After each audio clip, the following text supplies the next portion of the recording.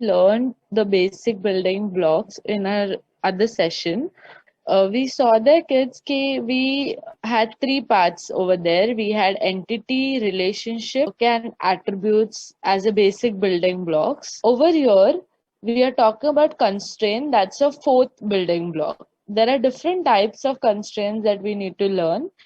Basically, let's understand what a constraint means in a database. So even when you were seeing the comparison with your file system, okay, we saw that file system में हम constraints apply नहीं कर सकते.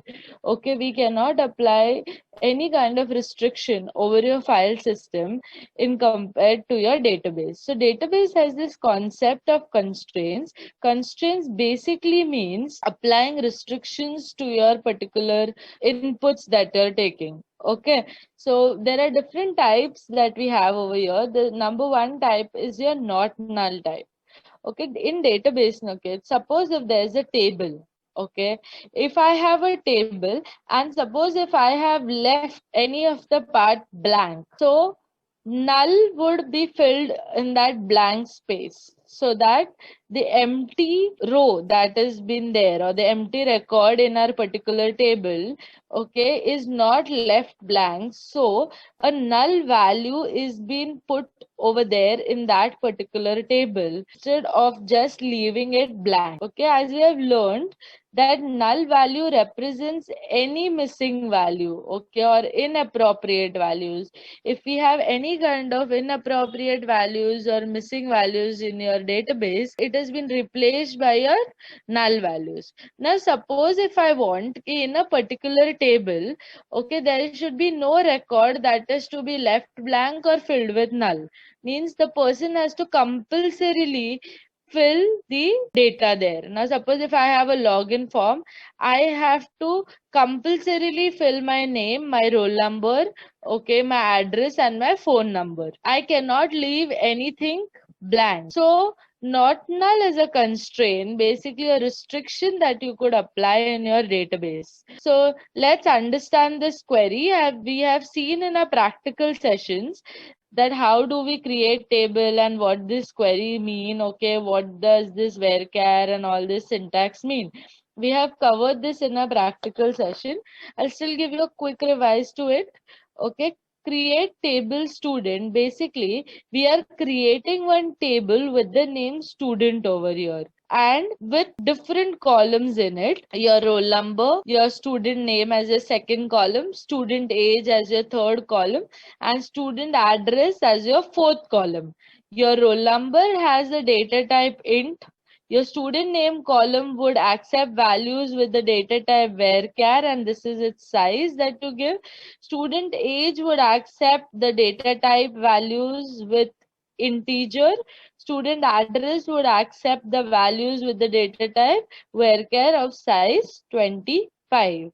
So this is what we learned in our practical session. We have understood how columns are created, how table has been created, and what does this data type actually work like. Okay, and primary key basically will cover in our further parts as well.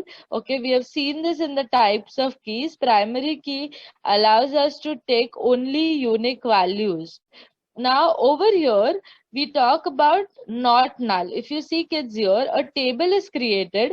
There are different columns added with specific data type, okay, that you could accept.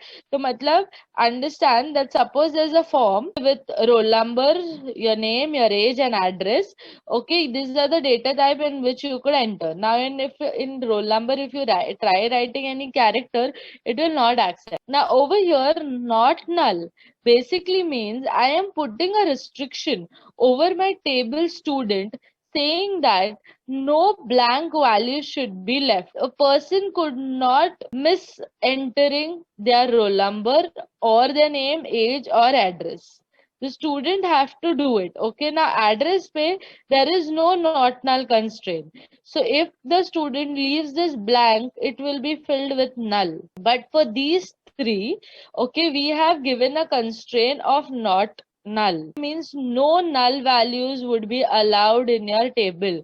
So the student have to compulsorily enter these three values, that is number, name, and their age. And address, if they leave it blank, okay, there would be null values entered to that particular record in your particular column. So this is what your not null mean. Constraints basically mean applying restrictions, okay, to the records that you have in your database while taking input from the user or the way it is saved in your database. Moving further, your next constraint is your default constraint. Default constraint means, suppose if you have a table, kids, with columns roll number, student name, age, exam fee, and student address.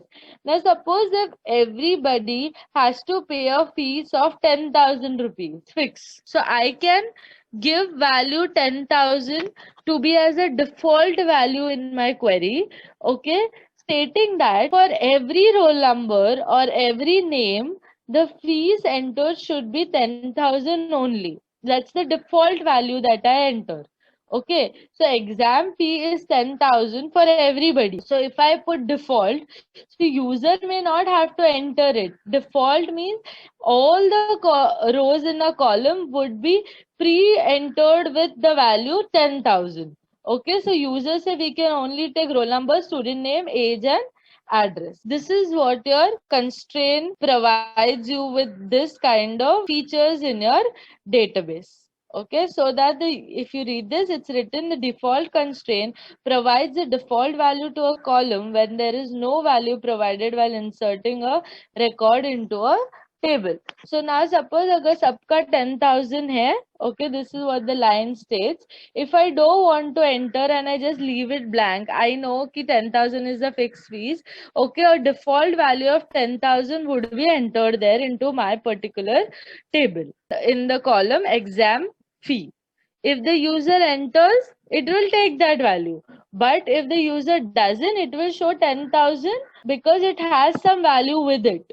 Okay, because it will put that value that is given in the query instead of taking it from the user and giving them error key kindly give an input, you have left this blank. So this is about your default constraint. Okay, moving on to your next constraint, that's a key constraint. As I told you, I'll talk about primary key later.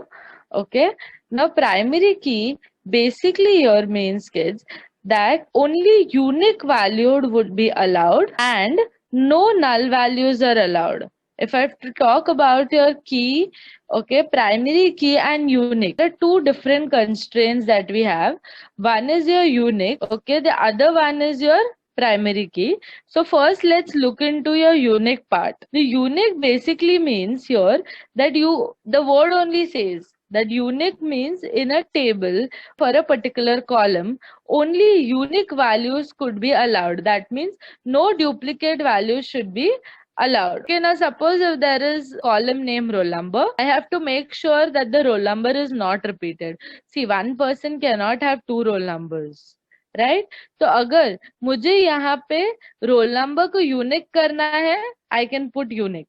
If I say in name, so for this table they have put student's name to be unique and student's address to be unique. Okay, personally depends, okay, what you declare it in a particular line. So if I say it's unique, but one thing with unique is that it allows null values. So if you want कि वो not null हो, तो तुम्हें not null का constraint उसके साथ डालना पड़ेगा. This is the only difference between unique and your primary key. Primary key भी आपका डुप्लीकेट वैल्यूज अलाउ नहीं करता, वो भी सिर्फ यूनिक वैल्यूज ही अलाउ करता है. बट प्राइमरी की जो है वो नल वैल्यूज को अलाउ नहीं करता एंड यूनिक की allows null value. That's why if you want to have a constraint with unique key of not null, you have to define it over here, not null. So we'll cover the primary key part. Okay, the primary key, as I told you, see, your roll number, I am declaring it to be primary key. So no record in this particular column would be duplicate. Each student, okay, with a unique name will have a unique roll number. So if you see here, जब मैंने primary key roll number लिखा, I don't have to mention not null का constraint because primary key by default do not allow null values. But with unique, you have to merge if you want it to be not null. So this is about your primary key and your unique. So we till now have covered unique, default, primary key. Your next part is your check. Your check constraint basically means you have to keep your records in a particular range, kid. Now suppose in a class, if I have say 100 students, okay, so obviously I cannot allow record 101 in the input. Right मैं 101 को अपने table में allow नहीं कर सकती because I know कि students are in the range of 1 to 100. So over here, suppose they're saying that students have roll number that is greater than 1000. So it is just randomly put for an example, okay? So y'all can make sense by giving a range of say age should be above 18. Okay, now suppose if the student age, you want ki the person filling the form should have age above 18. So y'all can put a constraint here, okay, saying check if the age is 18. If not, then it will not accept the values. So over here, they have just randomly given one example where we are saying that it is greater than 10,000. Matlab the roll number that is there has to be more than 1000. Okay, if not, it won't accept. And you'll see there is default constraint here, there is not null, there's primary key, there's check. This means what? That we can apply multiple constraint to one particular table, that is your student. So you can have restrictions over your table so that the working of the database goes good. See, if we allow a lot of values that is not relevant to your particular table, okay, what happens here is, kid, we may follow with the thing that there are garbage values entered. That means the things that are not relevant to my particular database or the table. Your next part is your foreign key. So we have understood what primary key is. Primary key basically means inserting unique values, okay, and it does not allow null values. So in a table, when I say a roll number is a primary key, there is no duplicate value in the roll number. Now, okay, suppose there's another table, say admissions. And in this admissions, I need this roll number ka value that is there in the student table. Okay, if I have to use this column, okay, that's present in another table, then I have to take reference of that value to my table. Okay मुझे reference लेना पड़ता है उस दूसरे table से मेरे table तक. अब समझो जैसे इधर एग्जाम्पल दिया है, एक ऑर्डर टेबल है. ओके मैंने एक ऑर्डर टेबल बनाया है और मैं कस्टमर के टेबल से ओके कस्टमर का आईडी का रेफरेंस ले रही हूँ. तो समझो एक टेबल ऑलरेडी एग्जिस्टिंग है नेम्ड कस्टमर और उसमें आईडी दिया गया है कस्टमर का. तो ऑर्डर टेबल के टाइम मेरे को वापस वो डेटा का एंट्री करने का जरूरत नहीं है. मैं उसको कस्टमर क्योंकि वो सेम है, they are the same customers who are ordering as well, but the table is segregated, it is decompose basically. तो अगर डेटा डिकम्पोज हुआ है, हमने नॉर्मलाइजेशन सेशन में भी देखा है कि हम डिकम्पोजिशन करते हैं डेटा का. तो जब हम डिकम्पोजिशन करते हैं डेटा को डिफरेंट टेबल्स में, ऐसा हो सकता है कि फर्स्ट टेबल का डेटा का मुझे नीड है मेरे सेकंड टेबल में.